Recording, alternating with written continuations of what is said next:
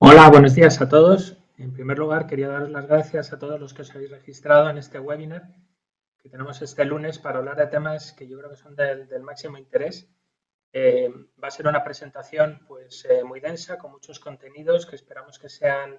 todas de vuestro agrado y que cumplan con las expectativas que tenéis todos cuando os habéis registrado en este webinar. Me voy a encargar de moderar la sesión y de ir dando paso a cada uno de los ponentes que ahora os presentaré. Y bueno, sin más, podemos comenzar, por favor, si me podéis poner la presentación. Simplemente, bueno, en cuanto al ritmo del webinar, haremos una presentación que aproximadamente se extenderá entre 1 hora y cuarto, 1 hora y 20, para dejar al final un turno de preguntas que podéis ir haciendo a través del chat que ya tenéis abierto. Si no nos diera tiempo a contestar todas esas preguntas, nos dirigiremos a cada uno de vosotros para responderosla de manera individualizada, con lo cual no tengáis problema en que se acabe la sesión, que tenemos que terminar puntuales y se hayan podido eventualmente quedar en el tintero alguna de las cuestiones que nos hayáis querido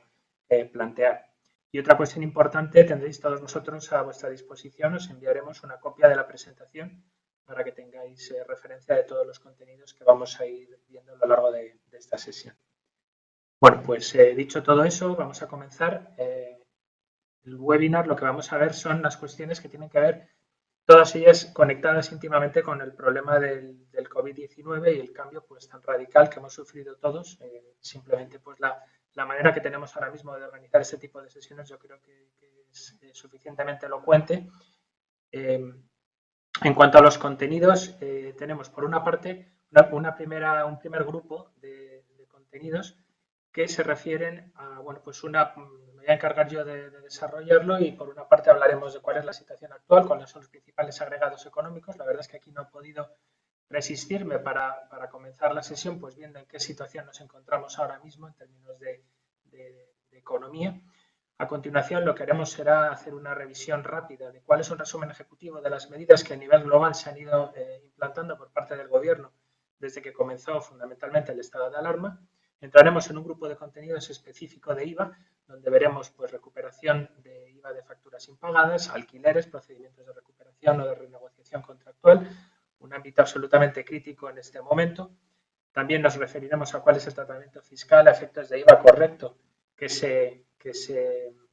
va a efectuar en torno a las requisas y las donaciones. Una serie de ideas en las que estamos trabajando en el despacho para la optimización de caja, devoluciones, acceso al registro de devolución mensual, concesión de aplazamientos y las medidas que se han aprobado el miércoles pasado, donde se publicó el último de los decretos de ley desde que ha comenzado el estado de alarma, que se refiere a la reducción de los módulos, al régimen simplificado o al tipo cero, por ejemplo, en el equipamiento médico y sanitario o en las publicaciones electrónicas al tipo superreducido del 4%. A continuación, daré la palabra, si puedes pasar siguiente, por favor. Daré la palabra a mi compañero Pedro González, socio responsable de aduanas e impuestos especiales del despacho, donde nos hará una referencia muy detallada a todas las medidas que tienen que ver con el virus desde la perspectiva aduanera, medidas que se han adoptado tanto desde el punto de vista de las instituciones europeas como a nivel nacional, de qué manera la Administración Nacional se está reorganizando para agilizar en la medida de lo posible los tráficos en el ámbito aduanero y, por tanto, dar lugar a una mayor agilidad en este sentido. Y por otra parte también introducirá una serie de elementos, yo creo, absolutamente fundamentales en cuanto a la situación y perspectivas del comercio internacional que nos podemos encontrar a raíz de la situación en la que estamos viviendo. Siguiente, por favor. Finalmente, tenemos un tercer grupo de contenidos que serán desarrollados por Fino de la Rosa y Silvia Bermudo, ambos socios también del despacho, que se ocupan del área de tecnología y de tecnología aplicada en particular al ámbito de la imposición indirecta en el caso de Silvia, donde nos contarán esa readaptación que veíamos o que veremos con Pedro en materia aduanera, cómo se recoge o cómo afecta al ámbito de la administración electrónica, del cumplimiento del plan estratégico, cómo se ha visto afectado eso como consecuencia de la situación que actualmente vivimos y cuál es la situación que tenemos en este momento encima de la mesa en materia de sí, cuál es la reacción de la administración o qué tipo de actuaciones diarias estamos viendo y que por tanto nos deben aconsejar una reacción concreta para anticiparnos en lo posible a ese tipo de reacciones por parte de la administración. Bueno, pues vamos a empezar con la primera parte que desarrollo yo. Como os decía, antes de entrar en las medidas específicas en materia de IVA, he querido hacer una breve referencia a cuál es la situación actual en agregados económicos y en previsiones desde que ha comenzado el problema que tenemos en la actualidad. Bueno, pues la situación actual, desde un punto de vista económico, se viene a definir como un shock de demanda y de oferta. Es decir, hay una fuerte reducción tanto en los dos ámbitos, una cuestión o una situación económica que no se veía, pues algunos la refieren hasta el inicio de la Segunda Guerra Mundial. En la actualidad parece que prevalece la situación de debilidad de demanda sobre la de oferta y por tanto estamos en más un escenario deflacionista que otra cosa, incluso con el fuerte incremento que está habiendo por parte del Banco Central de la oferta monetaria. Esto nos da lugar a una situación de partida de incertidumbre radical, una situación que se ha venido a denominar también como de gran confinamiento, incertidumbre radical porque desde un punto de vista económico, pues la situación en la que nosotros reacciona la economía y por tanto una serie de cuestiones íntimamente relacionadas, en esencial el empleo, pues es algo que si bien cada vez hay mayores previsiones, ahora veremos una de ellas, nos movemos en un ámbito en el que es muy difícil saber lo que va a suceder en el corto plazo. En el caso de España, los expertos están de acuerdo en que la situación se agrava fundamentalmente por la alta temporalidad en el empleo en el que tenemos. Esto se ha visto enseguida corroborado por las tasas de desempleo que se han venido comunicando últimamente y porque el efecto que está teniendo el cierre de la economía está afectando especialmente al turismo, al canal de hostelería, de restaurantes o de catering o al canal de distribución, que son sectores que tienen un peso especialmente relativo en el ámbito del Producto Interior Bruto español. Desde un punto de vista del apoyo de la Unión Europea, cabe decir que la cumbre que tuvo lugar la semana pasada, el 23 de abril, dispuso la creación de un fondo de recuperación, pero cuya materialización todavía no está decidida, por tanto, de nuevo incertidumbre en este ámbito y algunas de las propuestas que se planteaban pues han visto con de momento los problemas de negociación, sobre todo con Dinamarca y con Alemania en materia de endeudamiento, deuda perpetua, coronabonos o deuda mutualizada por parte de la Unión Europea. Con lo cual, la conclusión que podemos adoptar aquí o que podemos tener desde el punto de vista económico es que cuanto antes tengamos la vacuna, pero para ello pues parece que como mínimo el escenario de otoño es el más probable, pero todavía no está confirmado. Y eso no influye en cuanto a que el endeudamiento que tiene que sufrir España pues se vea acompañado de una correcta colocación de la deuda pública, es decir, no se desencadene una crisis financiera. La situación de incertidumbre pues puede de alguna manera irse despejando. Puedes pasar a la siguiente, por favor. Y por tanto vemos como el PIB que este año estoy utilizando para esto el informe de Funcas, también publicado el pasado 23 de abril y que es el que se suele utilizar como referencia en el ámbito nacional junto con el del Banco de España, que repite un tanto la línea del Fondo Monetario pero va más al caso concreto español, caería este año en un 7% para recuperarse después en un 5% el año que viene. Esa salida en raíz cuadrada no llegaría a completar el punto en el que estábamos en el mes de febrero, sino que nos quedaríamos incluso a un tramo en torno a 2 puntos porcentuales para completar el nivel de PIB que tuvimos de crecimiento antes de que comenzara esta crisis. El nivel de desempleo, en la opinión de Funcas, crecerá hasta nada menos que el 19% para bajar al 17% el año que viene. Sumando las personas que han pasado a los expedientes de regulación temporal de empleo, más de 2 millones de desempleados. El volumen de deuda pública, quizás el elemento más preocupante en este caso por su financiación, como antes comentaba, pasaría del 95% justo antes de que comenzara la crisis hasta por encima del 115%. Estamos hablando de más de 200.000 millones de euros y, por tanto, el servicio de deuda que junto con los aumentos que debe sufrir el Tesoro para colocarla, pues estamos hablando de un esfuerzo de 300.000 millones de euros anuales. Con esto el déficit público pues llegará a esa senda de 2,8 en el año pasado, menos 10% este año y menos 6,4% el año que viene. Esto nos da una situación o unas características muy claras de en qué circunstancias nos estamos moviendo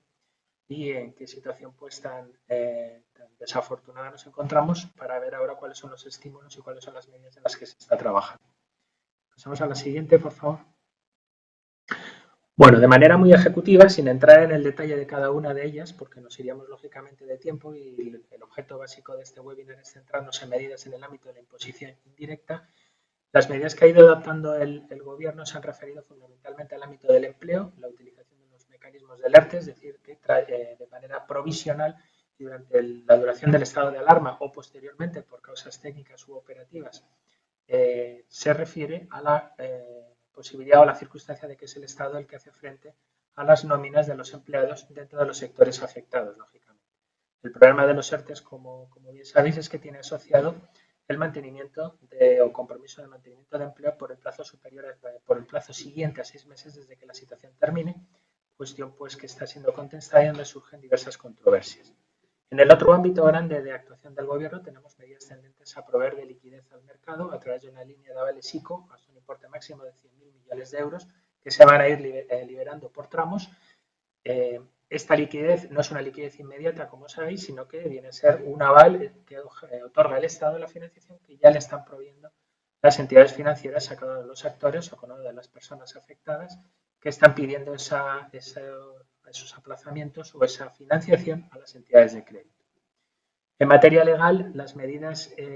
fundamentales se refieren a la ayuda a los arrendamientos. Si bien en materia de vivienda sí que hay ayudas directas, no así en el ámbito de los arrendamientos de tipo comercial. A esto nos referiremos luego con un poquito más de detalle, donde sí que hay alguna medida en el último de los decretos publicados el pasado miércoles que se refiere a aquellas situaciones en las cuales hay un gran tenedor, es decir, aquel que tiene más de 10 locales comerciales en arrendamiento y los arrendatarios son pyme o autónomos. En estos casos, sí se establece un marco general al que acogerse para el aplazamiento de hasta 4 cuotas arrendaticias, pero en cuyo caso, o en cualquier caso, estas ayudas en los arrendamientos de tipo comercial ni afectan a la gran empresa cuando es arrendataria, ni tampoco suponen una ayuda directa, sino, como acabamos de ver, un aplazamiento.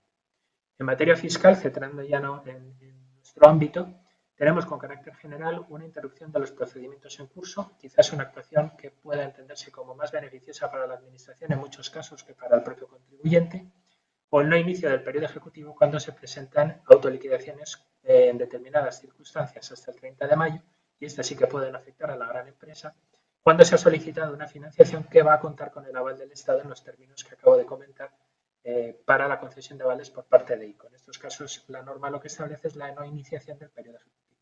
Tenemos, por otra parte, aplazamiento o diferimiento de los plazos de presentación, nos referiremos a los de IVA en concreto dentro de un momento,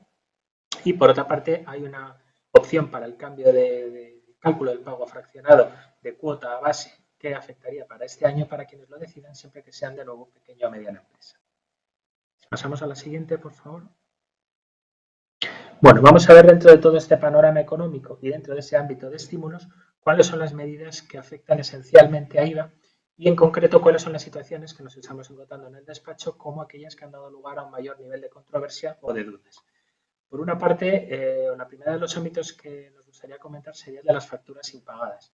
Evidentemente, uno de los problemas esenciales que ha planteado el COVID-19 es el aplazamiento o el impago en la facturación que tenemos con nuestros clientes. Para resolver este asunto, la legislación de IVA mantiene o incluye una serie de previsiones que permiten recuperar el IVA de esas facturas impagadas. Para llevar a cabo este procedimiento de impago hay que recordar que, con carácter general, siempre que el destinatario no sea una pequeña empresa, ha de haber transcurrido un plazo mínimo de un año desde que se produjo la situación de devengo de la operación o bien, si se está en una insolvencia de tipo general, pues se ha declarado concurso para nuestro destinatario. En este caso, la norma habla del auto de declaración de concurso, no que ese concurso llegue a finalización. Por tanto, con carácter general, para poder recuperar frente a Hacienda el IVA de las facturas impagadas, necesitamos que haya transcurrido, si no es una situación de concurso de nuestro cliente, al menos un año desde que se ha producido el devengo. ¿Cuáles son las cuestiones que debemos considerar dentro de este ámbito general de recuperación de IVA? Recuperación que, por otra parte, es muy expeditiva, es decir, como sabéis, se trata simplemente de hacer una anotación negativa en el IVA devengado en la declaración corriente una vez que se cumplen todos los requisitos que establece la norma. Bueno, pues en primer lugar hay que tener en cuenta que si yo pacto voluntariamente o bilateralmente un diferimiento de la operación con mi proveedor, ese diferimiento puede reconvertir la operación en una operación a plazo a efectos de IVA. Y en ese caso, el plazo de impago habría de contarse no desde el devengo, es decir, desde cuando se realizó la operación inicialmente, sino desde que ha transcurrido el fin del plazo de pago que hemos otorgado a nuestro proveedor, perdón, a nuestro cliente. En ese caso, por tanto, tenemos que tener mucho cuidado en que cualquier otorgamiento de aplazamientos sucesivos o ulteriores al que inicialmente estaba planteado en contrato no nos reclasifique la operación y, por tanto, nos perjudique la posibilidad de recuperar ese IVA. Si la operación no queda reclasificada como una operación a plazo porque el vencimiento no excede de un año, otra cuestión que nos puede suceder es que ese aplazamiento nos haga despistarnos en cuanto al transcurso del plazo de un año desde que se produjo el devengo de la operación. Transcurso del plazo que nos evitaría, nos impediría para siempre, con arreglo a este procedimiento, recuperar esa cuota de IVA. En cuanto a los requisitos formales, con carácter general, necesitamos apoyar nuestra solicitud en un requerimiento notarial o en una reclamación judicial. Lo que hacen las compañías generalmente es apoyarse en un requerimiento notarial, considerando que cuando nuestro destinatario es un particular, el límite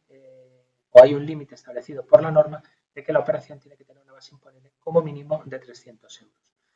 Otras cuestiones que se pueden plantear y que van más allá de la propia norma del impuesto es, por una parte, con arreglo a la jurisprudencia comunitaria, existen ya 2 o 3 sentencias comunitarias relativamente recientes que pondrían en cuestión, en primer lugar, la procedencia de este límite de 300 euros para operaciones con particulares. Nosotros pensamos que es un límite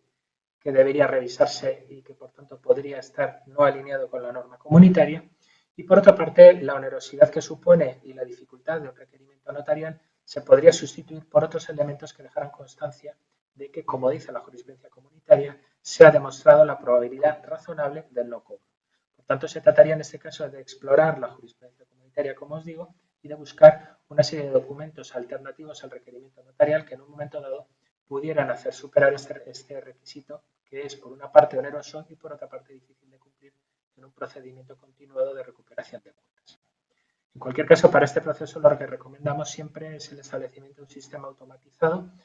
que de manera constante y regular esté revisando cuáles son los plazos de pago de cada una de las facturas, revisando los requisitos a los que acabo de referirme y, por tanto, comunicando, teniendo muy claro en cada autoliquidación cuál es el importe que yo puedo reducir con carácter directo en el importe del IVA devengado para recuperar ese IVA de las facturas impagadas. Pasamos a la siguiente, por favor. Bueno, ya me he referido que uno de los ámbitos esenciales, junto con la liquidez y junto con los problemas de desempleo y los ERTES, en donde se ha centrado la controversia desde que ha comenzado el estado de alarma, ha sido el pago de alquileres y los procedimientos en general de renegociación contractual para alterar los plazos a los que están sometidos esos contratos. Desde un punto de vista de los alquileres, la situación de partida, y entro en lo que se refiere al ámbito de IVA, es que tenemos que considerar que el IVA se devenga con arreglo a la exigibilidad de la renta, es decir, que me pague o no mi arrendatario, o sea, yo arrendatario pague o no al arrendador, la cuota correspondiente de IVA debe ser ingresada en Hacienda en cualquier caso con arreglo a los marcos o al marco de exigibilidad que prevé en cada caso el contrato de arrendamiento. Esto es una situación importante porque si en un momento dado hay un impago del alquiler, sin perjuicio de lo que ya he hecho referencia respecto de la recuperación del IVA de esas facturas impagadas, tendría el problema de que si ya se ha exigido o ha resultado exigible la cuota, ese IVA inicialmente debiera ser abonado e ingresado en Hacienda. Por tanto, no se está refiriendo aquí la norma a un cobro efectivo, es decir, aunque no haya cobrado efectivamente la cuota arrendaticia, debo ingresar el IVA correspondiente. Lo que sí nos ha dicho la doctrina de tributos en este caso, y por tanto la doctrina oficial del Ministerio de Hacienda, es que yo puedo recuperar las cuotas de IVA abonadas en procedimientos de recuperación a los que antes me refería, haciendo que para todas las cuotas arrendaticias que resulten impagadas y que se refieran a un solo contrato, ya tenga solamente un requerimiento notarial que sea el que me sirva para recuperar todos esos plazos. En cualquier caso, nosotros lo que recomendamos siempre es una acción bilateral de renegociación, es decir, el sin más dejar de pagar una cuota arrendaticia o remitir un correo electrónico, y eso no lo hemos encontrado en algún caso, donde se solicite o se traslade al arrendador que ya no se va a hacer frente a las cuotas arrendaticias desde una fecha, nos parece que es una acción que puede provocar grandes problemas no solo al arrendador, al tenedor del local, sino también al arrendatario. Por tanto, lo mejor es entrar o entablar en un procedimiento de renegociación bilateral. Para estos efectos, ese procedimiento de renegociación bilateral se puede abrir bien porque haya voluntad de hacerlo por parte de las dos partes o bien invocando la cláusula general rebus sic stantibus que el propio decreto ley que se publicó el pasado miércoles prevé en su preámbulo como pertinente en relación con el propio COVID-19. Es decir, desde un punto de vista legislativo ya tenemos un reconocimiento en el preámbulo de un decreto ley donde se establece que la propia situación que ha provocado el COVID-19 y por tanto la apertura del estado de alarma es una situación de partida que nos puede permitir o nos habilita para entablar una negociación y modificar o novar el contrato que tenemos con nuestro arrendador pues para pactar determinados descuentos, bonificaciones, modificación de renta o aplazamiento en el pago de esas rentas, considerando que, salvo que seamos una pequeña empresa, como comentaba hace un momento, no hay una ayuda o un aplazamiento establecido legalmente que nos ayude directamente a acogernos a esa previsión legal y, por tanto, directamente dejar de o acogernos o hacer ese aplazamiento, acogernos a ese aplazamiento legal. Ahora bien, la invocación de la cláusula rebus sic stantibus debe estar siempre amparada por el daño que está produciendo el propio COVID-19, es decir, necesitamos un informe o unos elementos de prueba que sustenten que esa situación de extraordinaria anormalidad que se ha producido y que da lugar a la apertura de nuevo de la negociación contractual, en mi caso concreto, ha dado lugar a una modificación de la situación de negocio, en virtud de la cual yo puedo dirigirme al arrendador y modificarle o solicitarle una modificación de los términos contractuales. Pasamos a la siguiente, por favor. Bueno, otra de las cuestiones que tenemos que considerar en estos procedimientos de renegociación contractual, insisto, siempre la recomendación aquí es hacerlo con carácter bilateral, es que yo ese aplazamiento que puedo hacer en el plazo, en el cumplimiento de mi contrato, me pueda dar lugar al que el arrendatario o el destinatario de una operación con carácter general me abone una financiación o unos intereses. Hay que tener mucho cuidado porque la percepción de esos intereses podría motivar que quien lo está concediendo entre en prorrata como consecuencia de la realización de operaciones de tipo financiero. Por otra parte, nos hemos encontrado con la rescisión de contratos o incluso con los pagos indemnizatorios asociados. En estos casos hay que tener también cuidado porque la indemnización, sin más, así definida con carácter general, no necesariamente lleva asociado en materia de IVA que no haya lugar al devengo adicional del impuesto. Es decir, los pagos indemnizatorios, cuando van destinados a remunerar un acto de consumo adicional, por ejemplo, imaginemos que solicitamos o pactamos una resolución contractual, pero esa resolución contractual lleva asociado un pago adicional a quien realizó la operación por operaciones previas que ya se habían realizado. Pues en ese caso ese pago estaría conectado, habría un acto de consumo previo que estaría remunerando ese pago. Por tanto, podríamos encontrarnos claramente con una indemnización, entre comillas, sujeta a IVA, por la que debiéramos liquidar el impuesto. Por tanto, pues en relación con los pagos indemnizatorios siempre tenemos que ir al análisis caso por caso y no podemos convenir que con carácter general cualquier indemnización quede al margen del impuesto.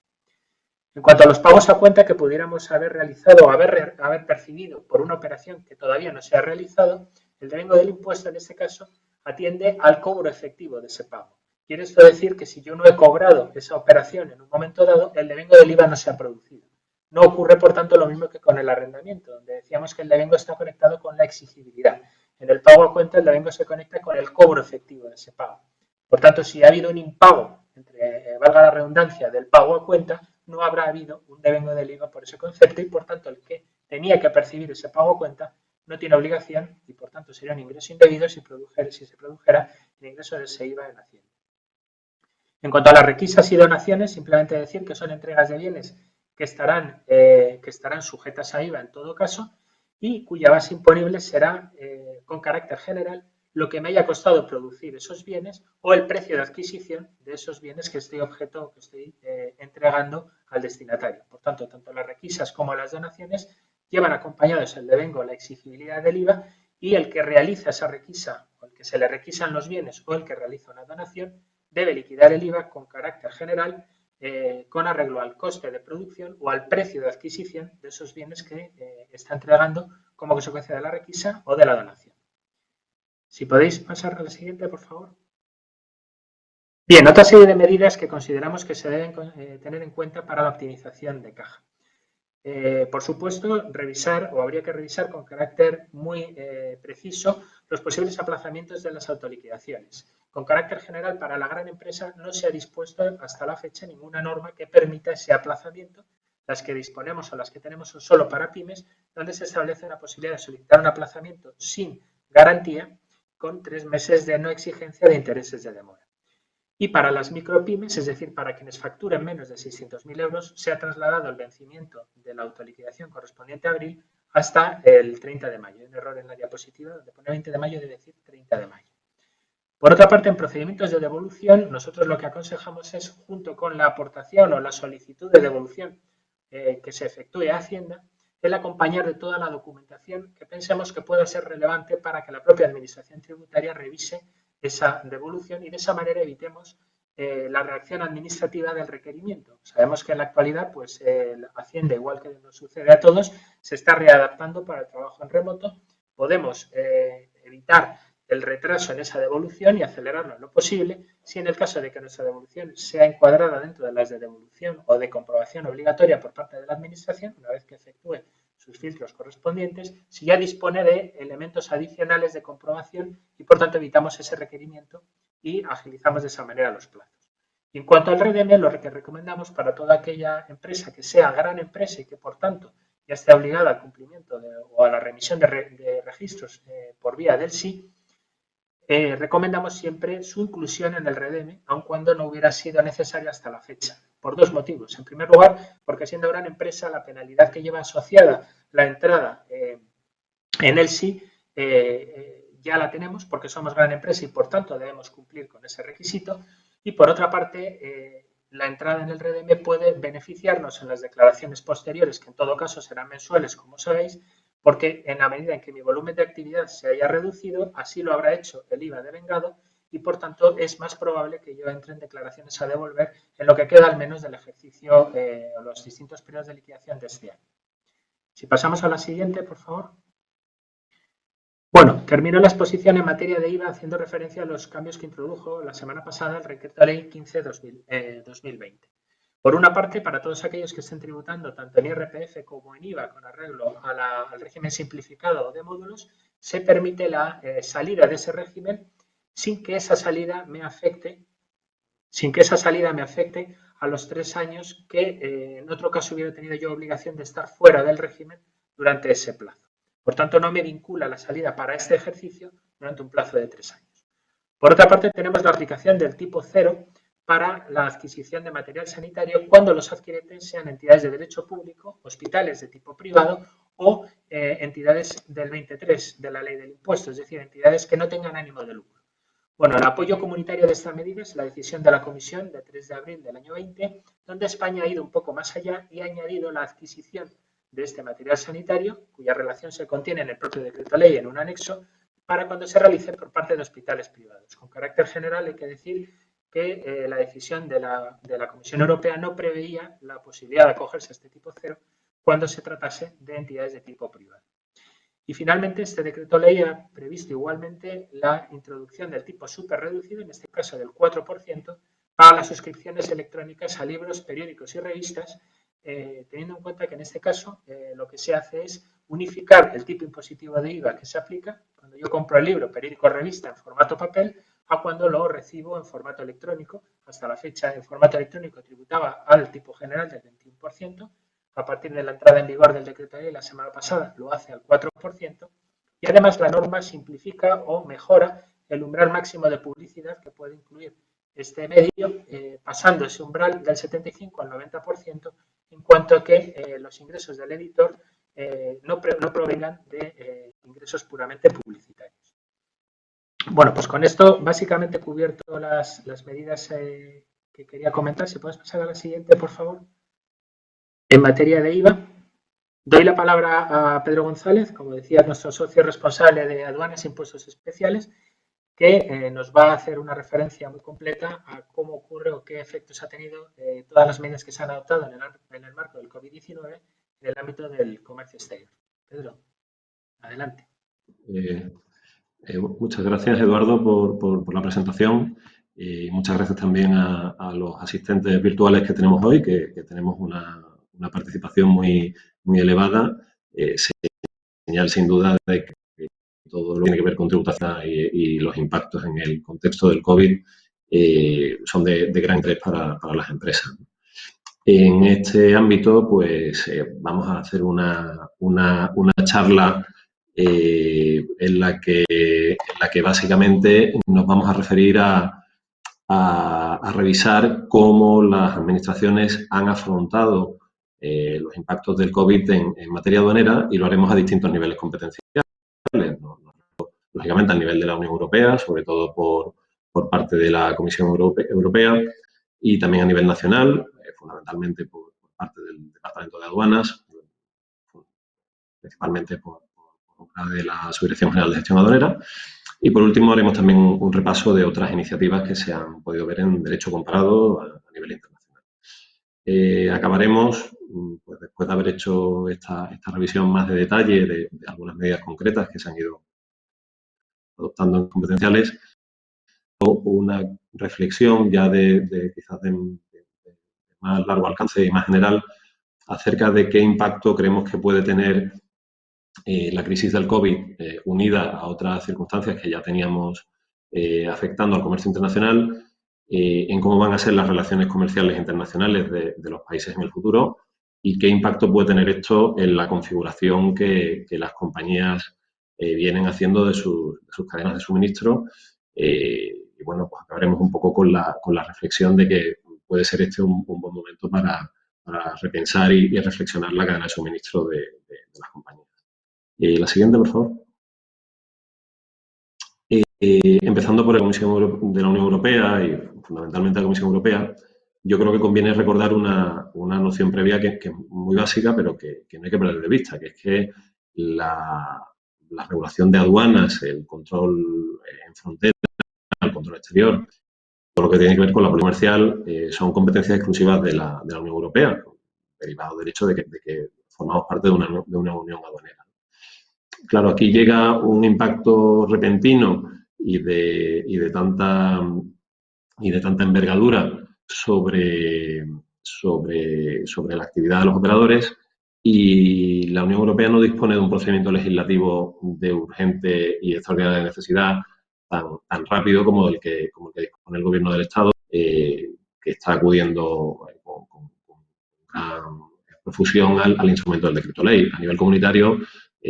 ha habido alguna iniciativa legislativa, pero el procedimiento legislativo no es evidentemente tan rápido. ¿Qué acción? Pues bueno, yo recomiendo acudir a una guía muy interesante en la que la Comisión Europea ha rescatado y recapitulado todas las medidas que ya existen en la normativa aduanera en vigor, es decir, el Código Aduanero de la Unión y sus reglamentos de desarrollo, y que pueden permitir a las autoridades aduaneras nacionales dar facilidades y ventajas a los operadores para afrontar de mejor manera la crisis del COVID. Bueno, pues en esta guía podemos encontrar un primer bloque que se refiere a las decisiones aduaneras, un segundo bloque relevante que tiene que ver con las deudas y garantías. Aquí la Comisión recuerda que el Código Aduanero de la Unión permite para determinados supuestos y con ciertos requisitos pues conseguir una exención de garantía, conseguir que no haya intereses por el retraso en el pago, que se proceda a la suspensión del plazo de pago de la deuda aduanera o que se pueda actuar en materia de garantías con firma digital por vía telemática y no tanto con documentación original. También hay un bloque en las instrucciones que da la Comisión que tiene que ver con la entrada de bienes, muy orientado, por supuesto, a lo que es la importación de material médico, equipos de protección individual, etcétera. Otro bloque que tiene la prueba de origen, el tema del origen preferencial y la aplicación de preferencias arancelarias, que es un ámbito muy relevante. Un quinto bloque que tiene que ver con los procedimientos aduaneros. Aquí no vamos a entrar en detalle en las medidas, pero sí me gustaría trasladar la idea de que la Comisión recoge una serie de facilidades que existen en la normativa de los distintos regímenes aduaneros y que pueden permitir, pues, por ejemplo, exceder el plazo máximo de 90 días de la situación de depósito temporal, el uso de la declaración simplificada sin necesidad de autorización previa por parte de la autoridad aduanera, que se puedan exceder también los plazos para la declaración complementaria, que la presentación de las mercancías en algunos casos se puedan hacer en las instalaciones del propio operador y no en las instalaciones o en los espacios aduaneros habilitados habitualmente, y medidas específicas, por resumir, en materia del régimen de tránsito, del régimen de importación temporal o del régimen de perfeccionamiento. Con lo cual, bueno, pues tenemos que la Comisión ha dado munición suficiente a las autoridades aduaneras para que den facilidades a los operadores y que puedan alinearse en mayor medida para soportar los impactos del COVID. También ha habido alguna medida legislativa y aquí, lógicamente, hacemos referencia a la decisión que se ha aprobado la franquicia, o sea, la exención en arancel y en IVA para la importación de las mercancías que son necesarias para combatir el COVID. La siguiente, por favor. Siguiente diapositiva. A nivel nacional, lógicamente, la iniciativa la ha llevado el Departamento de Aduanas. En esta diapositiva únicamente hacemos referencia, iremos posteriormente detallando las medidas, a cuáles han sido las notas que ha metido el Departamento de Aduanas, y lo cierto es que ha habido muchas. Una primera nota de la directora, que tenía que ver con medidas organizativas, una serie de notas, hasta 4, que tienen que ver con el tratamiento en arancel y en IVA de la importación de material para víctimas de catástrofes, es decir, la importación de material sanitario, equipos de protección, ventiladores, etcétera, que han sido necesarios en el transcurso de esta crisis. También 2 notas, la 7 y la 8, que ya no tiene que ver con la parte fiscal de la importación de estos equipos, sino con la parte del control sanitario. Básicamente, algunas simplificaciones para facilitar que distintos operadores puedan traer este tipo de equipos. También se han adoptado medidas en materia de origen aduanero preferencial, que ahora veremos, las notas 9 y 10. Y luego, ya fuera del ámbito del Departamento de Aduanas, concretamente del de la Subdirección General de Gestión Aduanera, sí ha habido alguna iniciativa legislativa. Así encontramos en el Real Decreto Ley 11/2020 la posibilidad que tienen los operadores bajo ciertas condiciones, es cierto que de alcance bastante limitado, para obtener un aplazamiento de la deuda aduanera y tributaria, es decir, del arancel y del IVA, que derive de la presentación de los TUAS, medida a la que ahora nos referiremos. La siguiente, por favor. Por lo tanto, tenemos fundamentalmente, en cuanto a la respuesta que ha dado el Departamento de Aduanas, 4 grandes bloques de medidas. El primer gran bloque es el que tiene que ver con las medidas organizativas. Y aquí, claramente, el interés del Departamento de Aduanas ha sido el de garantizar que se mantuviese y, a ser posible, que se pudiese agilizar el tráfico comercial pese a las dificultades derivadas del COVID. El máximo interés y la prioridad por parte del Departamento estaba en garantizar el despacho aduanero de productos sanitarios, de bienes de primera edad, también de los perecederos, lógicamente, y de aquellos que eran especialmente críticos para el mantenimiento de las cadenas de producción. En este ámbito, la nota número 1/2020 de la directora lo que ha ido es a facilitar que todas las actuaciones que normalmente realizan las autoridades aduaneras, todas las actuaciones de control, las dirigidas al despacho, se puedan realizar de forma remota, salvo actuaciones que se consideren críticas, que han de ser presenciales para el despacho aduanero. Una medida que también nos ha parecido relevante es que se ha, de algún modo, dictado una regla de competencia territorial nacional para el despacho aduanero, de tal modo que cualquier funcionario de aduanas de cualquier dependencia puede, digamos, tramitar el despacho de una mercancía en un puerto o aeropuerto que no sea el que normalmente está escrito. Un tema también interesante en el ámbito de los servicios que presta el Departamento de Aduanas es que se han establecido unos planes de contingencia, con lo cual se ha ofrecido información pública acerca de qué teléfonos y direcciones de correo, a qué teléfonos y direcciones de correo debía acudirse para cada tipo de gestión. Nuestra experiencia durante este tiempo es que, bueno, la aduana ha sabido o ha podido mantener la actividad, ha podido mantener el tráfico, si bien con resultados un poco desiguales en cuanto a que alguna dependencia pues, ha tenido más problemas para atender las solicitudes de los operadores. La siguiente, por favor. Un segundo gran bloque de medidas es el que tiene que ver con la importación de material sanitario, equipos de protección individual, etc. Y aquí vamos a ver dos ámbitos. Por un lado, el ámbito estrictamente fiscal, donde hablaremos del arancel y el IVA, y por otro, el ámbito del control por parte de las autoridades sanitarias y farmacéuticas acerca de la idoneidad de estos productos. En primer lugar, por lo que se refiere al arancel y el IVA, a la parte tributaria, llama la atención que el Departamento de Aduanas, en el plazo de un mes, ha emitido 4 notas informativas sobre esta misma materia.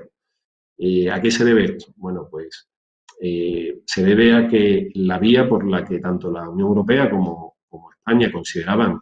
que había que canalizar la posible exención de los materiales que fueran necesarios para esta crisis del COVID,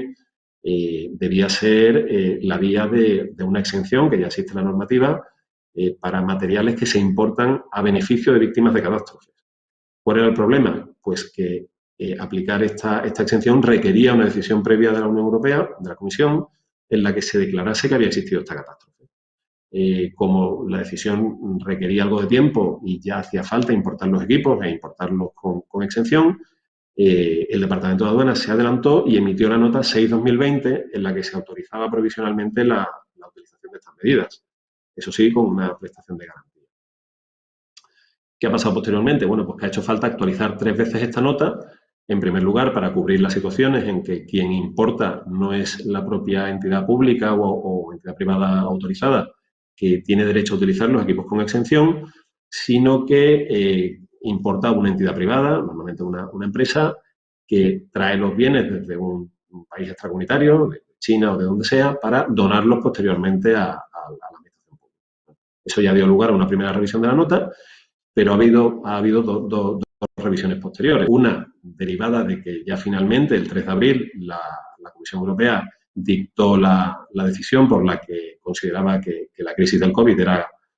catastrófica a los efectos de esta exención. Eso obligó a actualizar la nota. Y de igual modo, el Real Decreto Ley 15/2020, como antes ha mencionado Eduardo, ha aprobado un tipo impositivo cero para entregas interiores, adquisiciones intracomunitarias e importaciones de determinados bienes que también forman parte del ámbito de estos equipos de protección individual, material sanitario, etc. Y eso ha vuelto a hacer necesario actualizar la nota, de tal modo que ahora mismo el que quiera conocer el criterio del Departamento de Aduanas acerca de estas importaciones, lo que tiene es que acudir a la nota 13/2020, que sustituye e integra las anteriores. La siguiente, por favor. Muy resumidamente, ¿cuáles son los requisitos para aplicar esta exención en arancel y en IVA? Bueno, lógicamente un objetivo, que es que se trate de medidas idóneas para combatir la crisis del COVID, y aquí hay una lista indicativa de la Comisión.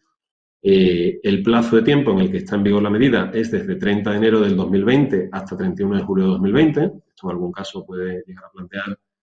si importaciones que se hicieron antes de estar formalmente declarada la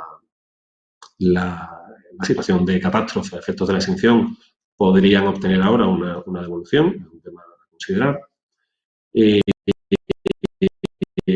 Luego en requisito tenemos a EDES, es decir, entidades con derecho a la exención, que es que solo se van a beneficiar de esta franquicia, de esta exención, las organizaciones estatales y otros organismos de derecho público, o bien organizaciones privadas que sean autorizadas para los Estados miembros. Esto nos va a dar lugar a una variedad de supuestos,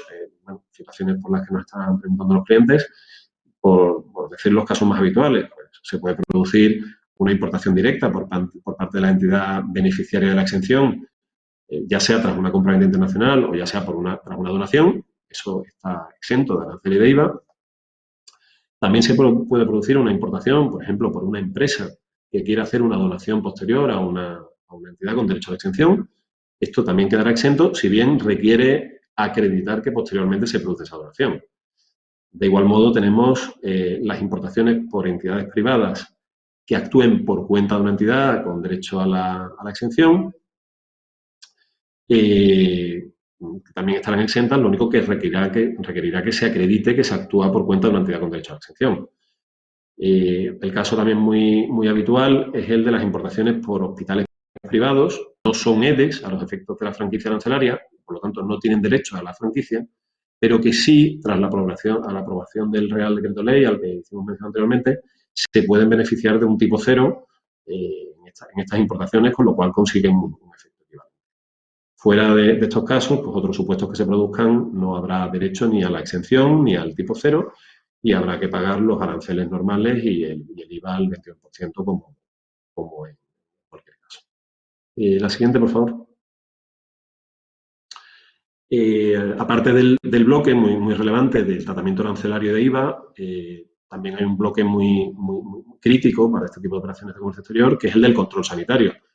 Aquí hay que hacer una diferencia previa muy básica, es que debemos distinguir los productos que sí tienen consideración de productos sanitarios, pues mascarillas quirúrgicas, guantes de exploración, ciertos tipos de batas que son propiamente quirúrgicas, de otros casos en los que estamos hablando de material no estrictamente sanitario, bueno, mascarillas que no sean quirúrgicas, guantes, monos de protección, gafas protectoras, etc. Y lo cierto es que el tratamiento en frontera de uno y otro tipo de bienes son bastante distintos. En el caso de los productos que no se consideran sanitarios, no hace falta una licencia de importación previa por parte de la Agencia Española del Medicamento y tampoco hace falta un control fronterizo por parte de los servicios de inspección farmacéutica. El régimen de importación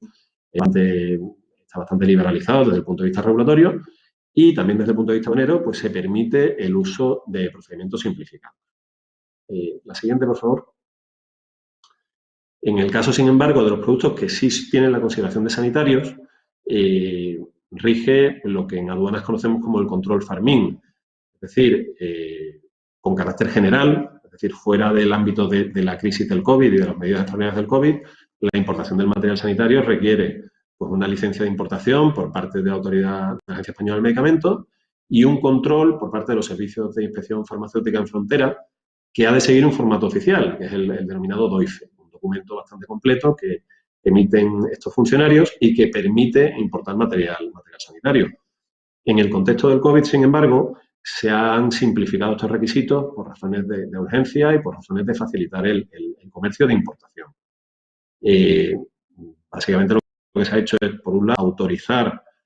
o permitir que se utilicen autorizaciones por parte de los funcionarios competentes que no cumplan con el formato habitual y completo del DOIFE, es decir, que se trate de otro tipo de autorizaciones especiales, incluso correos electrónicos, etcétera. Y luego, por otro lado, se han establecido dos supuestos en los que se permite la importación de material sanitario de este tipo sin autorización previa, es decir, sin un conforme previo por parte de la Inspección Farmacéutica en Frontera. Se trata de las importaciones de mascarillas por parte de particulares con la limitación de un máximo de 2 kilos de peso. Si bien en este caso el particular que haga este tipo de importación tiene que declarar y acreditar que son para uso personal y no para uso comercial. Y de igual modo, las importaciones que hagan empresas de mascarillas, guantes, vestuario médico, etcétera, que no tendrán que pasar por este tipo de inspección fronteriza, siempre y cuando sí dispongan de una autorización especial que emite la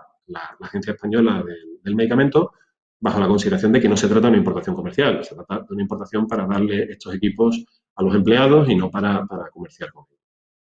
ellos. La siguiente, por favor. El tercer gran bloque de medidas tiene que ver con las simplificaciones en trámites aduaneros habituales, tanto presenciales como documentales. El grueso de estas medidas, o las que nos han parecido más relevantes, tienen que ver con el origen aduanero. Ya sabéis que en aduanas funcionamos habitualmente con orígenes preferenciales. Damos preferencias arancelarias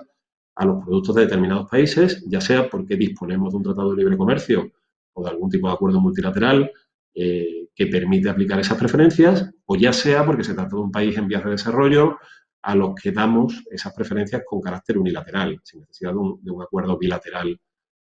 transaccional entre ambas partes. Esta materia, que habitualmente es muy formalista y que se funciona habitualmente con certificados originales, etcétera, ha tenido que ser simplificada en el contexto de la crisis del COVID. Y así lo ha dicho el Departamento de Aduanas. Por lo que se refiere al tráfico de exportación, es decir, a productos que abandonan la comunidad y que va a hacer falta acreditar en el país de destino que su origen es comunitario, se han adoptado dos tipos de medidas. Por lo que se refiere al certificado de origen, típicamente usado en estos casos, que es el EUR1, se ha fomentado el uso de un sistema de sellado electrónico por la aduana para evitar el cuello de botella que supone que la aduana no esté en disposición de expedir estos certificados EUR1. Y luego, por otro lado, se ha fomentado y se le ha dado una prioridad en la tramitación a la autorización como exportador autorizado. Esta autorización lo que permite es que el exportador autocertifique, mediante una declaración en la factura comercial de los bienes, que ese producto es de origen aduanero comunitario. Esto se quiere incentivar por parte de la Administración en este contexto porque descarga, lógicamente, de trabajo a las oficinas de aduanas. Las medidas que se han adoptado, bueno, pues de dar prioridad a la tramitación de estos trámites, accesible, incluso dando una autorización provisional en los casos en los que al operador pues, le falta alguna documentación de la que habitualmente hay que aportar. Se trata, para el que no esté familiarizado, de expedientes que habitualmente son complejos y que, bueno, pues se están dando facilidades para que los operadores accedan a ellos. sí ha aclarado la aduana que esto no implica una reducción de los requisitos para la concesión del estatuto de exportador autorizado. Es decir, pues, es necesario todavía, lógicamente, cumplir las normas de origen aduanero comunitario, es necesario aportar una cantidad de información muy, muy relevante, es necesario ser exportador habitual, etcétera. Pero en cualquier caso hemos notado una facilitación de la tramitación de estas autorizaciones. Por lo que se refiere al tráfico de importación, una medida muy relevante, que es que la aduana va a aceptar o está aceptando certificados de origen no ya en su formato original, sino en formato copia. Y así ocurre con los distintos certificados de origen, tanto el Euro 1 como el Forma o el APR, que bueno, ya sabéis que son los que se aplican para distintos tipos de países. Eso sí, cuando termine la crisis del COVID, la aduana a los originales, porque es la forma en la que la normativa considera que ha de hacerse la gestión de los orígenes. Entonces, bueno, esta es la parte que tiene que ver específicamente con la prueba del origen preferencial. Y tenemos otra parte que tiene que ver con los procedimientos aduaneros. Aquí voy a destacar únicamente 3 medidas. La que tiene que ver con las garantías, que se va a operar o se está operando ya con garantías no en formato original, como es habitual, sino con documentos escaneados. Incluso cuando se produce la cancelación por parte de la aduana no se devuelve físicamente, sino que se produce una cancelación telemática y el documento queda en poder de la aduana, etc. Los cuadernos ATA, que como sabéis permiten la entrada y salida temporal de mercancías en territorio de la Unión, bueno, pues habitualmente funcionaban con un sistema de sellado físico que ahora ha sido sustituido por el envío telemático para facilitar la gestión en este contexto. Y luego, por último, la medida que yo creo que a todos nos parece más relevante, que tiene que ver con el régimen de tránsito comunitario, que permite que mercancía con estatuto no comunitario circule por dentro de la Unión antes de que sea despachada de importación definitivamente. Bueno, aquí siempre hemos tenido la salvaguarda de que hubiera un precintado de los contenedores en los que viajaba la mercancía. Este precintado, que requiere intervención presencial por parte de las aduanas, era complicado en el contexto en el que estábamos, y lo que se ha hecho es sustituirlo por una descripción muy precisa de las mercancías. Esto, sin duda, yo creo que es una de las medidas más relevantes de las que se han ido adoptando. La siguiente, por favor. Y ya por último, el cuarto bloque de lo que ha aprobado el Estado español, en este caso ya por la legislativa, aplazamiento del pago de la deuda aduanera y tributaria, es decir, del arancel y del IVA, que resulte de la presentación de un DUA. Se ha hecho por Real Decreto Ley, porque esto sí es una medida legislativa, y básicamente lo que hace es poner a los importadores en una situación equivalente a la que tienen otros operadores económicos respecto de otros impuestos, para que también se les ha habilitado para conseguir aplazamientos en estas mismas condiciones. Se trata de poder aplazar el pago de ambos impuestos para declaraciones aduaneras presentadas hasta el día 30 de mayo de 2020, con deudas que no sean superiores a 30.000 euros. Lo único que solamente es aplicable el sistema para operadores que no sean gran empresa a efectos tributarios, o sea, que tengan un volumen de operaciones en 2019 inferior a 6 millones de euros. Estos operadores que sí accedan al aplazamiento, pues tendrán 6 meses de aplazamiento, de los cuales los 3 primeros serán sin intereses. El procedimiento es sencillo, porque el aplazamiento se pide en el propio DUA y la concesión se notifica en la propia autorización de levante, que son los trámites habituales en aduana, por lo cual el procedimiento es sencillo. No hay que aportar una garantía adicional, quizás la propia garantía de despacho aduanero, la de levante, que queda trabada a estos efectos, sin perjuicio de un contribuyente que ni siquiera esté en condiciones de utilizar la garantía de levante por la situación en la que se encuentra por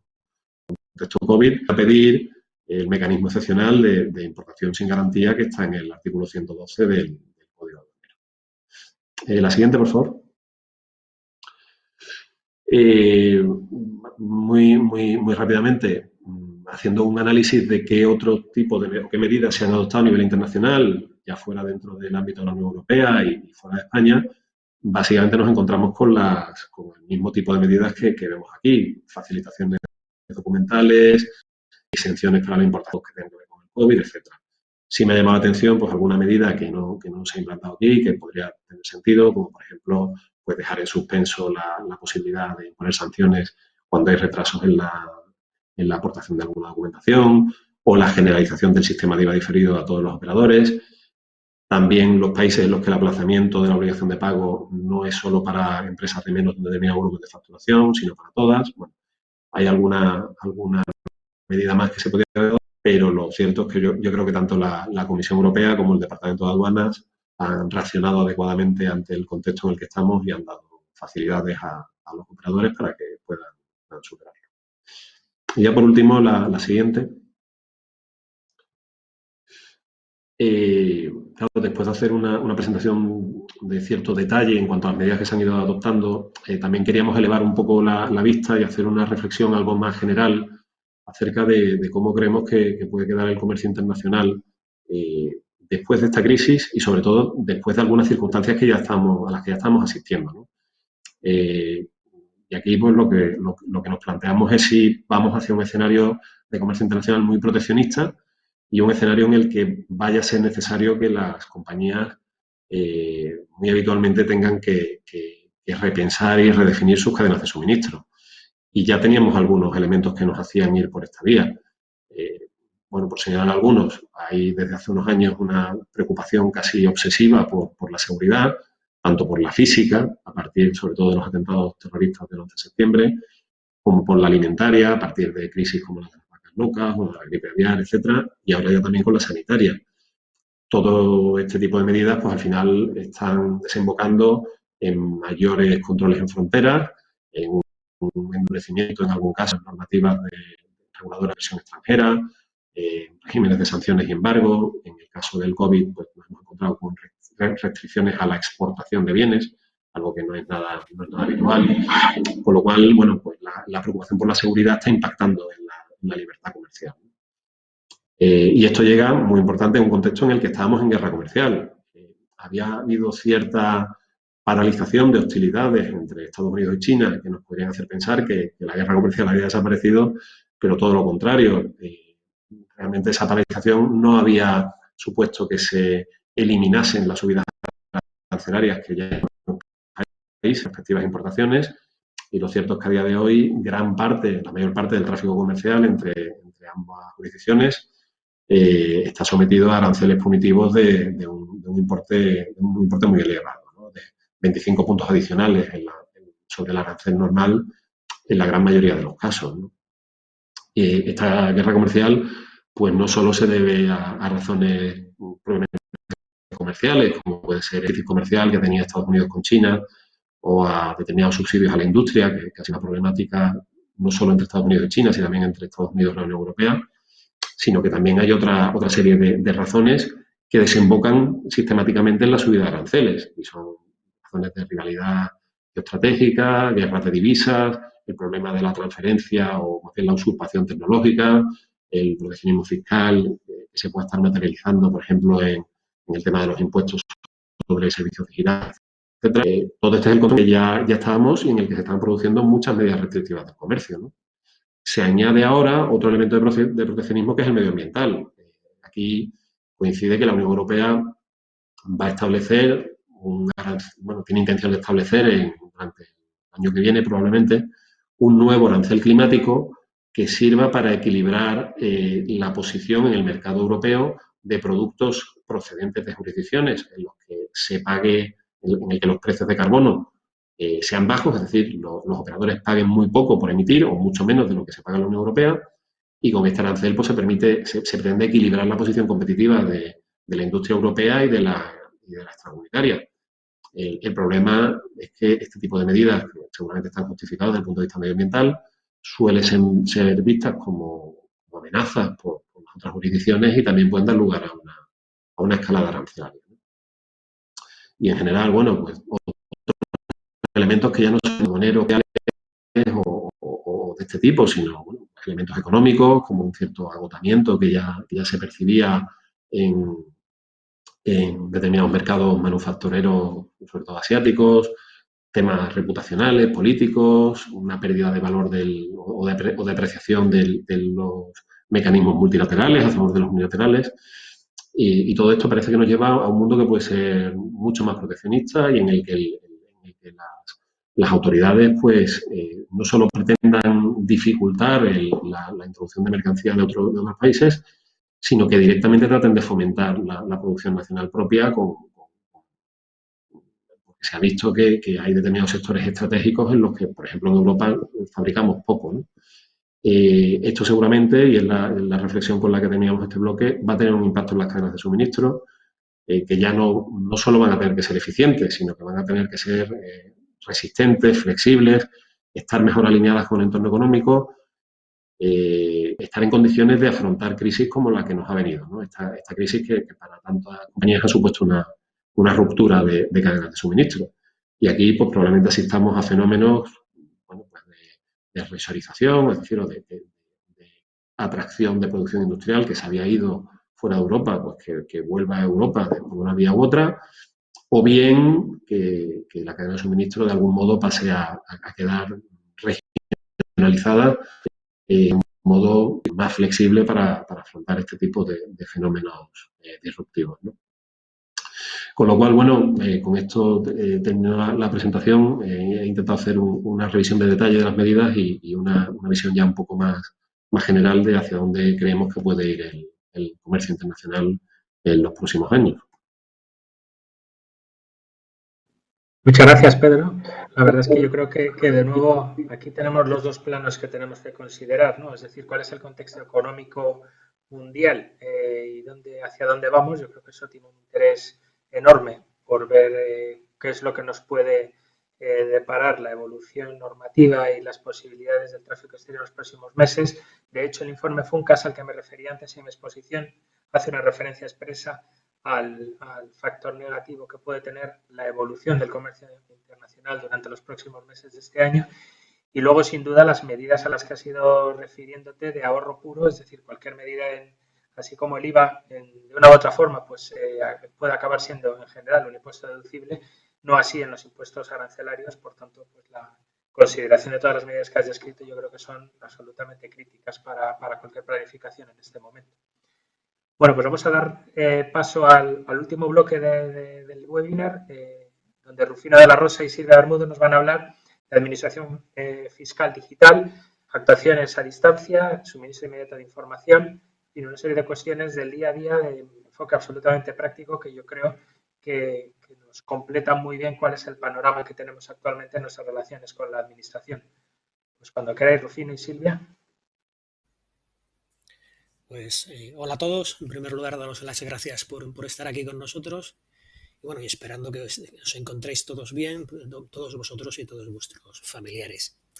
¿Qué quería contar yo en esta breve exposición? Un poco cuáles eran las líneas de actuación que ya estaba llevando la agencia tributaria, que ya recogió en dos documentos muy importantes, que son las directrices del plan de control tributario y el plan estratégico de la agencia, que se publicaron en enero, lo que ya parece como hace muchísimo tiempo. Analizarlo un poco con vosotros y yo creo que también veremos que hay cosas que aunque ahí aparecían como un plazo corto, a medio o a largo plazo, hay temas que yo creo que se han visto aceleradas, cosas que se verán reforzadas y a lo mejor elementos que habrá que pensar si siguen teniendo la misma validez que antes del impacto de toda la crisis generada por el COVID en el ámbito tributario. La agencia tributaria, como todos conocéis, tiene una tradición de utilización de nuevas tecnologías y herramientas tecnológicas en general que yo creo que por un lado le ha puesto una situación muy positiva para afrontarse a la situación en la que estamos ahora y por otro lado le permite seguir continuando con la prestación de servicios que estaba haciendo hasta ahora. En este análisis que se realizaba, o estas directrices que se encontraban en estos dos documentos, que además tenéis los links en la propia presentación, pues analizaba un poco cuál era el entorno, cuáles eran los condicionantes que se deberían tener en cuenta de cara a una planificación, pues eso, a medio y largo plazo y no en el día a día de conseguir objetivos. Había un elemento muy importante que era el refuerzo de las actuaciones dirigidas al cumplimiento voluntario. Quería pilotar la agencia, que pasaran a ponderar más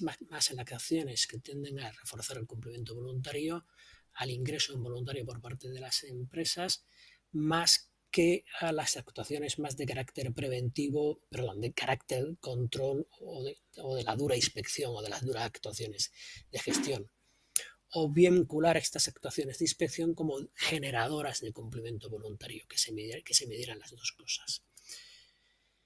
Dentro de esta función de potenciación del cumplimiento voluntario, las actuaciones preventivas por parte de la agencia, dar cada vez más información, proporcionar más información, hacer actuaciones que refuercen la seguridad de los contribuyentes, y dentro de este elemento de cambio de forma de actuación de la agencia, fomentar la relación cooperativa. Cada vez estamos viendo cómo la agencia está impulsando el Código de Buenas Prácticas Tributarias, tanto a grandes empresas como a los profesionales tributarios, y en este entorno pues sí que querían o sí que planteaban el reforzar esa línea de aumentar la relación cooperativa y dejando un poco atrás esa labor, digamos, más represora en el sentido amplio del término. Dentro de este enfoque, y utilizándose tanto para actuaciones de control o para actuaciones de información y asistencia, pues el refuerzo de las fuentes de información. No solo, no en el sentido de obtener más fuentes de información, de establecer más elementos, más declaraciones informativas, para ser más claro, sino que esa información que ya tiene la agencia, que es múltiple, como todos conocéis, pues se realiza una utilización muy intensa, y que además esa se comparta con el administrado, con los contribuyentes, con las empresas. Y esto también lleva a una segmentación de las situaciones de comprobación en función de la tipología de los contribuyentes. Es decir, no es lo mismo una gran empresa, la Delegación Central de Grandes Contribuyentes, con una relación comparativa, con un código de buenas prácticas tributarias o con un informe de transparencia, frente a una empresa que a lo mejor está siendo comprobada o que su administración de control es una administración, es una delegación provincial. Es decir,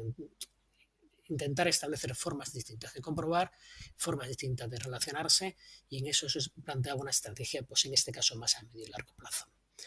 Y un elemento que también era muy importante y que quizás yo creo que ha pasado un poco más desapercibido, era una intención, sobre todo en el plan estratégico de la agencia, en el que los resultados de la agencia se midieran de forma más global. Actualmente hay un enfoque muy centralizado en la consecución de los objetivos de control, que en torno a 15.000 millones de euros cada año, y lo que se quería es un enfoque en el que se tenga en cuenta pues la labor de información y asistencia, la recaudación inducida, pues los acuerdos de las APAs, tanto en precio de transferencia como en retribuciones en especie, es decir, todas las actuaciones que hace la agencia y no solo las actuaciones de control. ¿Es todo esto que se aprobó en enero o esto que se publicó en enero sigue siendo aplicable? Yo creo que sí.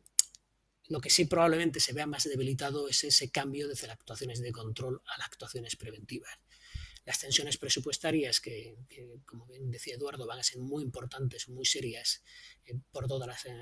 las economías desarrolladas, en España en especial, pues van a hacer que de nuevo las actuaciones de control o la aportación de recursos por parte de la agencia sea muy necesaria. Si pasamos a la siguiente diapositiva, por favor. Centrándonos más en los elementos tecnológicos que incorporaban estos dos documentos, tanto las directrices de control de la agencia como el plan estratégico. En el caso de información y asistencia, se contemplaba una prueba piloto o una creación en el cuarto trimestre en Valencia de una administración de asistencia digital integral, una administración dirigida a pequeños contribuyentes, a personas físicas, donde toda la relación fuera telemática, fuera a distancia y donde no hubiera asistencia presencial. La verdad que esa prueba piloto que se contemplaba para el cuarto trimestre pues ha venido superada por la realidad, y ahora hay pues una relación telemática global con la agencia tributaria. Es cierto que suavizada por este tiempo muerto administrativo que ha supuesto la paralización de todas las actuaciones y todos los procedimientos hasta el 30 de mayo, pero al final yo creo que esto es esta nueva normalidad a la que nos vamos a enfrentar, pues se ha acelerado considerablemente este proceso de telematización en la realización de las administraciones digitales. Eso lleva aparejado una potenciación de los asistentes virtuales, y así hay unos asistentes virtuales muy potentes en el ámbito del SI y del IVA, pero del IVA, y lo que ahora se establecerá también es un refuerzo mediante otro asistente virtual, que utilizando técnicas de inteligencia artificial en el caso de las obligaciones censales, donde también se ha habido modificaciones para poder solventar o superar la paralización, el cierre de las administraciones. Se contemplaba una implantación o un fomento del trabajo a distancia, probablemente con otra finalidad que al final la que estamos viendo en la realidad, de tener el teletrabajo desde nuestras casas, sino con una finalidad más de equilibrio entre los recursos de la agencia y el censo de contribuyentes. Intentar, como se ha visto también en el caso de aduanas, que cualquier funcionario allí donde se esté pudiera completar el trabajo, pues, de la administración o de la delegación concreta donde se tenga que hacer una actuación. Pero aquí de nuevo, para intentar solventar los problemas generados por el COVID, pues este trabajo a distancia, pues yo creo que se ha ido acelerando también su implementación, y también como una forma de teletrabajo, no solo trabajo desde otra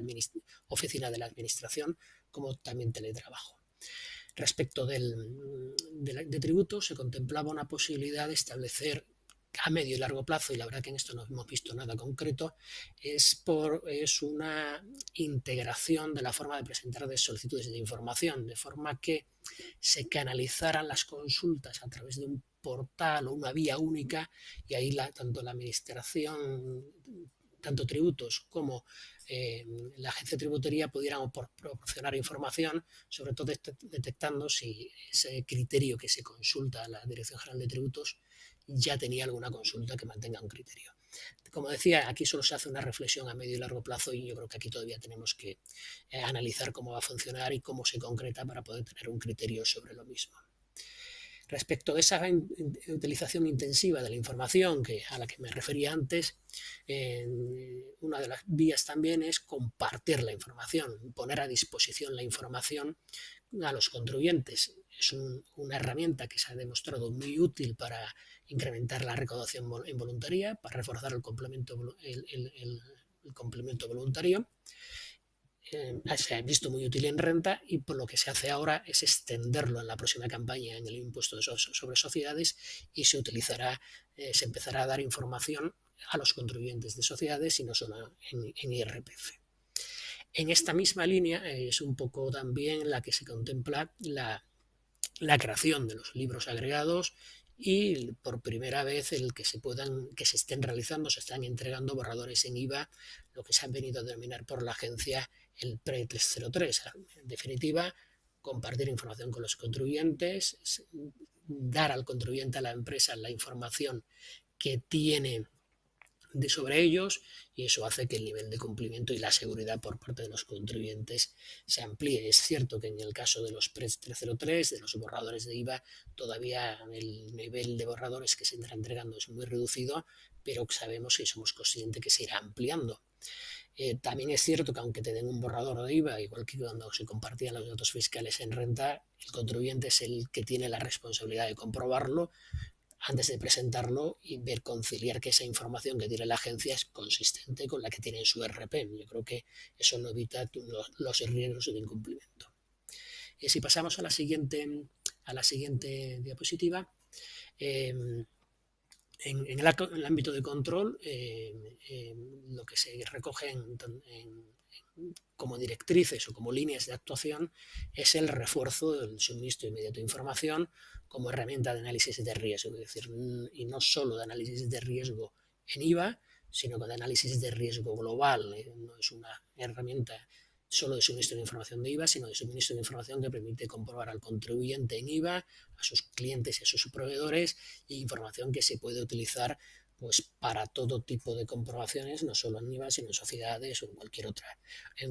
información. También habría que ver que esta información del sí sea consistente incluso con la política de precios de transferencia, porque en muchos casos habrá información de operaciones cruzadas.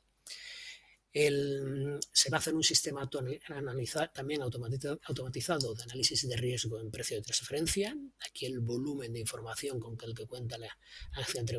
tributaria es enorme. Están los informes de CBC, la propia información de los modelos de declaración, los acuerdos o rulings de terceros países con las empresas que ahí están establecidas, las APAs, incluso las actuaciones de comprobación de ejercicios anteriores, y lo que se están desarrollando o se recoge en las directrices del control que se va a imponer, se va a establecer este año, es una herramienta que automatice todo este análisis de riesgo, con lo que también esperamos que aquí cada vez haya más comprobaciones, probablemente comprobaciones de carácter limitado, pero que se profundizará en la comprobación en este ámbito de precios de transferencia. Una herramienta que también ha sido anunciada múltiples veces por la agencia tributaria, os ha anunciado ya varias veces, es el Hermes. Es una herramienta de gestión de riesgo integral, de gestión de riesgos y también de automatización en los procedimientos de comprobación. Se empezó utilizándose para la comprobación de los patrimonios de los contribuyentes de altos patrimonios, para permitir integrar toda la información de todas las fuentes de información para saber las operaciones de ese contribuyente con sus sociedades, integrando la información de patrimonio, es decir, integrando toda la información de un único contribuyente que se estaba distribuida en múltiples bases de datos. Esta forma de gestionar el riesgo se extendió al IVA y ahora lo que se va a extender esta herramienta Hermes es a la comprobación en general, a la gestión de riesgo general por parte de la agencia. Es una herramienta muy potente, como decías.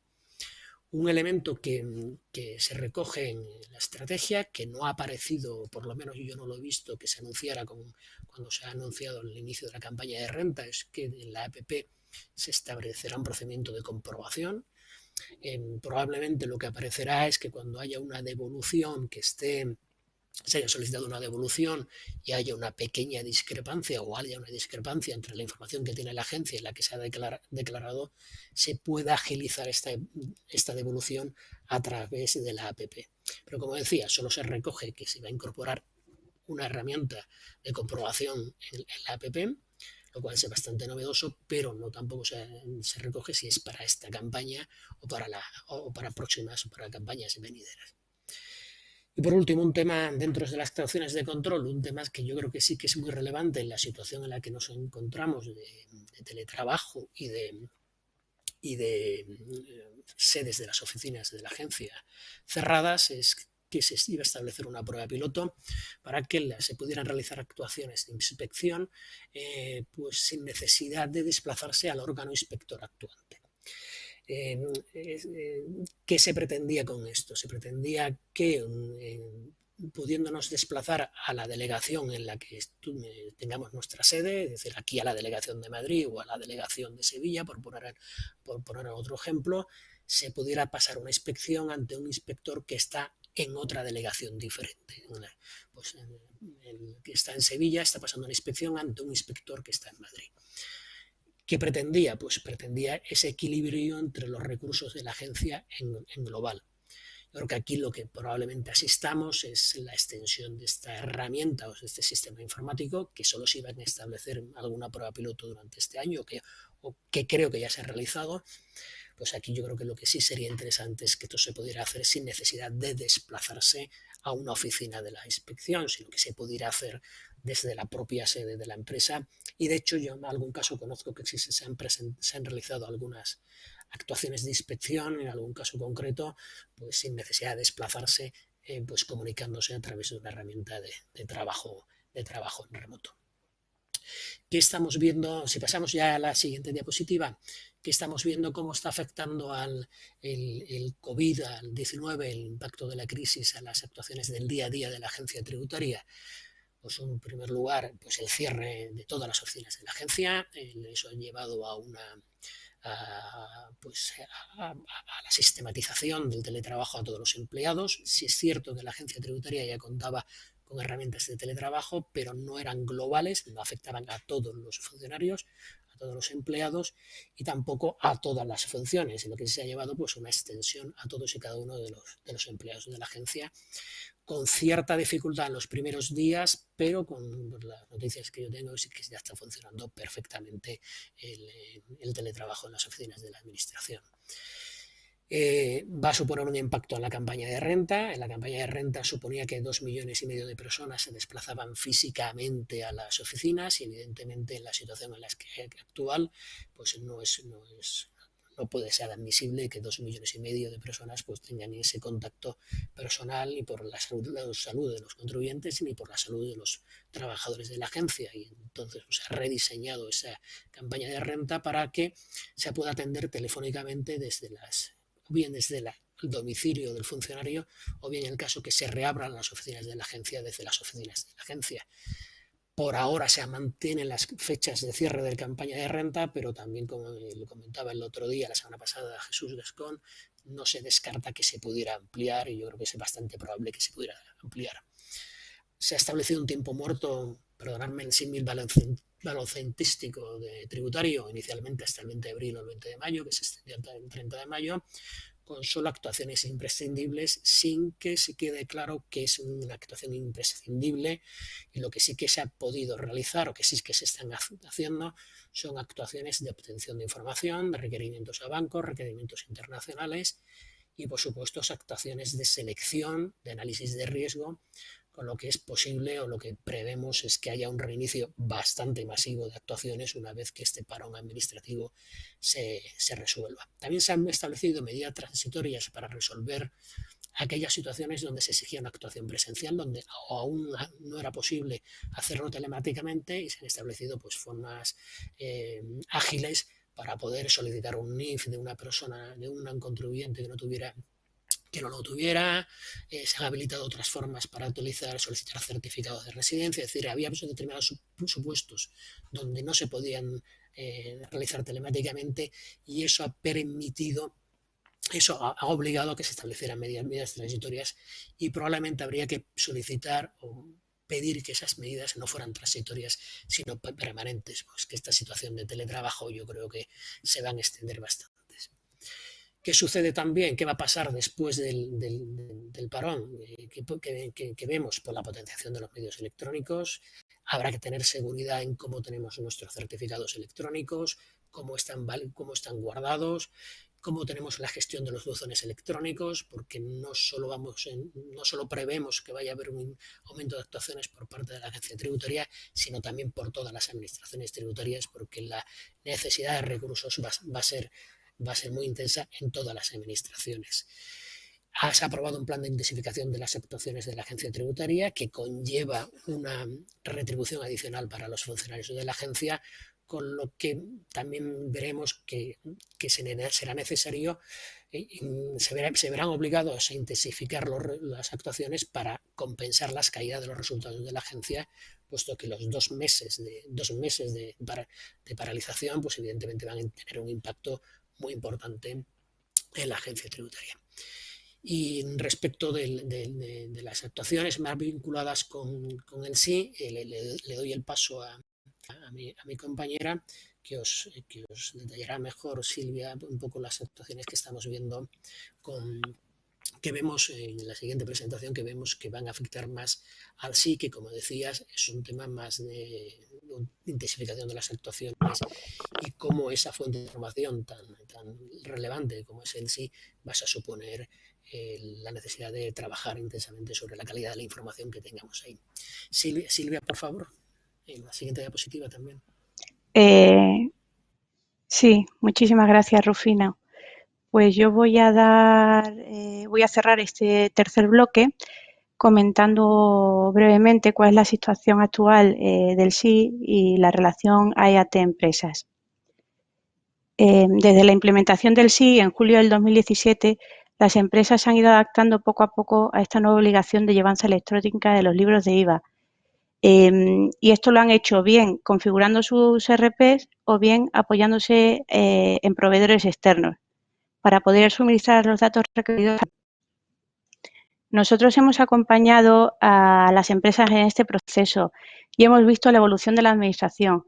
que ha pasado de ser muy permisiva durante los primeros meses a mucho más exigente en este último año. Hemos visto requerimientos derivados de inconsistencias entre el modelo 303 y el sí, que han dado paso a propuestas de liquidación con incidencias en la deducibilidad de las cuotas del impuesto, consignadas en las autoliquidaciones. y que muchísimas de ellas con propuestas de sanción. A raíz del estado de alarma generada por la crisis sanitaria del COVID-19, los sujetos pasivos con domicilio tanto en territorio común como en Canarias han continuado con su obligación de registrar facturas y hacer los correspondientes envíos al SI.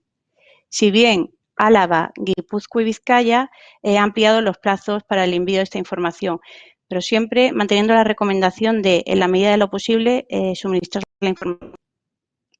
Pues bien,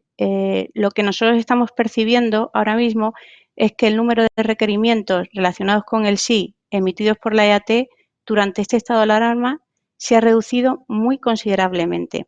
y nos da la sensación de que la Administración en el ámbito del IVA lo que está haciendo es concentrar sus recursos en la comprobación de devolución para evitar así el pago de intereses de demora pasados los 6 meses de los que dispone para la devolución. La comunicación con la Administración se ha dificultado enormemente también, porque obviamente las oficinas están cerradas, el contacto telefónico es muy complicado, parece ser que únicamente son pues llamadas de salida por parte de la Administración y la única vía que nos queda es la vía del escrito, que es una vía mucho menos dinámica. Tampoco las inspecciones por videoconferencia de las que hablaba hace un momento Rufino, que sabemos que la Administración quiere impulsar, ha dicho Rufino que él sí es conocedor, nosotros no somos conscientes de que haya habido inspecciones por videoconferencia aún. Por tanto, mi mensaje es, como sabemos que la explotación de los datos del SI es un punto clave del plan estratégico en los próximos 2 años, nos parece un momento excelente para hacer de esta situación compleja una oportunidad, de tal forma que las empresas sepan aprovechar esta pausa y piensen en revisar pues, la configuración de sus sistemas, los mapeos de las operaciones, que se analicen los registros remitidos al SI y sobre todo que se ponga el acento en apostar por la calidad del dato y por conciliar los números que se han reportado a la relación del IVA con él. Y por último me gustaría recordar, he dicho Rufino anteriormente, que si bien ahora mismo este modelo pre-303 está disponible para pymes y las pymes son para determinadas pymes, más o menos 13.000 contribuyentes, en un futuro muy cercano la Administración va a poner a disposición del pre-303 a todos los contribuyentes, que son más o menos 3,5 millones de contribuyentes. Y al acceder todos a este pre-303 estamos abriendo acceso a la Administración a nuestra contabilidad y de ahí la importancia del dato que reportamos al SI. Y nada más, Eduardo, si te parece, no sé si quieres que empecemos con las preguntas o... Sí, bueno, muchas gracias, Rufino, Pedro. Yo creo que estamos cumpliendo, nos podemos extender, me dicen, un máximo de 2, 3, 4 minutos. Tenemos un montón de preguntas, yo por acumularlas. Ha dado lugar a mucha controversia el tema del material sanitario, aunque insisto en que esto contestaremos si hay alguna que nos queda o que vemos que sea que quede imparcial, si no contestada del todo, lo haremos por correo. Pero bueno, la entrega del material sanitario hay que considerar en primer lugar, primero que la compra para donación no va a entrar dentro del tipo 0 en la medida en que quien compra evidentemente no va a ser ni un hospital, ni un centro de derecho público, ni una entidad sin ánimo de lucro. Luego hay que considerar siempre el carácter o el estatuto del adquirente. Otra cuestión importante es que esta medida tiene vigencia desde los suministros que se produjeron el 23 de abril hasta el 31 de julio, sin perjuicio de que se pueda esperar un aplazamiento, una prórroga de la misma. Gel hidroalcohólico, preguntaban, sí que está incluido en la lista, en el anexo del Real Decreto. No son productos que luego haya que probar que efectivamente se destinaron a tratar enfermos de COVID, sino que su definición es con los códigos de nomenclatura y por tanto una definición de tipo objetivo. Que ahí no hay un problema, que también se preguntaba. En materia de arrendamientos, se preguntaba qué ocurre cuando yo puedo renegociar cuotas a pasado que ya están exigidas y por tanto devengadas a efectos de IVA. Aquí hay que tener siempre mucho cuidado de introducir elementos de un pacto expreso que no ve el contrato y que se refiere expresamente a un descuento sobre esas cuotas pasadas, para que no se pueda entender que esos descuentos a posteriori en el ámbito del arrendamiento, y lo hemos visto en alguna comprobación, puedan ser tratados como donativos. Si son descuentos o aplazamientos de cuotas que aún no se han devengado, de nuevo también pactadas de manera expresa y siempre haciendo la referencia a la exigibilidad de esa renta, que quede claro cuándo va a ser, por tanto, el devengo del IVA. En cuanto a la imposición local, pues los beneficios que se puedan establecer son impuestos de gestión compartida, por tanto son los ayuntamientos los que pueden prever beneficios en este ámbito y sí que hay que contactar individualmente con cada uno de ellos, porque a nivel de legislación nacional no hay nada en este sentido. Y luego había varias preguntas, aunque yo creo que Silvia las ha ido contestando, sobre los requerimientos, infracciones del SIC, las faltas de conciliación entre la información que se remite y la información que figura en la contabilidad. Yo creo que la disminución que hemos observado en este campo, pues digamos que es un tanto provisional hasta que la administración vuelva a reaccionar, pero de momento pues es cierto que hay una cierta disminución de ese número. Y hay una pregunta que quería pasar a Pedro sobre la posible retroactividad en cuanto a la medida del tipo cero en el ámbito arancelario, Pedro, donde sí que has mencionado un